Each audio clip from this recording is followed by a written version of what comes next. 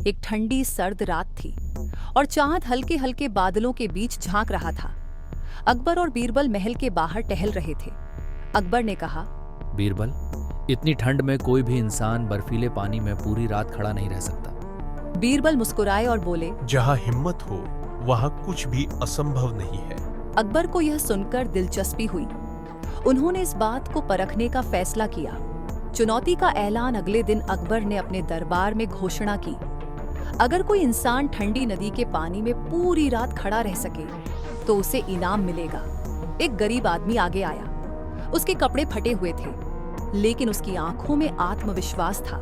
जहांपनाह, मैं ये चुनौती स्वीकार करता हूँ। अकबर बोले, अगर तुम सफल हुए तो तुम्हें इनाम में बहुत सारे सोने के सिक्के मिलेंगे। उस रात गरीब आदमी नदी में खड़ा हो गया। ठंडी हवा चल रही थी और पानी इतना बर्फीला था, लेकिन वह खड़ा रहा। दूर नदी के किनारे एक छोटा सा दिया जल रहा था। वह दिए की रोशनी को देखकर खुद को हिम्मत देता रहा। अगले दिन वह आदमी अकबर के दरबार में आया। जहांपनाह, मैंने पूरी रात नदी में बिताई।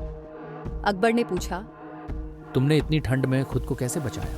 आदमी ने उत्तर दिया, जहांपनाह, दूर जलते हुए दिए की रोशनी ने मुझे हिम्मत दी। अकबर गुस्से में बोले, वह दिए की गर्मी थी जिसने तुम्हारी मदद की। तुमने धोखा दिया, तुम्हें इनाम नहीं मिलेगा। यह सुनकर दरबार में सन्नाटा छा गया। गरीब आदमी उदास हो गया। बीरबल ने सोचा कि यह अन्याय हुआ है। उन्होंने अकबर को सिखाने के लिए एक तरकीब निकाली।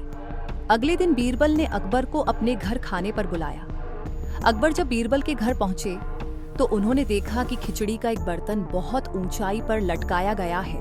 नीचे एक छोटा सा दिया जल रहा था। अकबर हैरान होकर बोले, ये खिचड़ी कैसे पकेगी? दिया तो बर्तन से इतनी दूर है। बीरबल मुस्कुराए और बोले, जहांपनाह, अगर एक दिया किसी आदमी को ठंडे पानी में गर्मी दे सकता है तो वही दिया खिचड़ी भी पका सकता है। अकबर तुरंत समझ गए कि उन्होंने गलती की थी।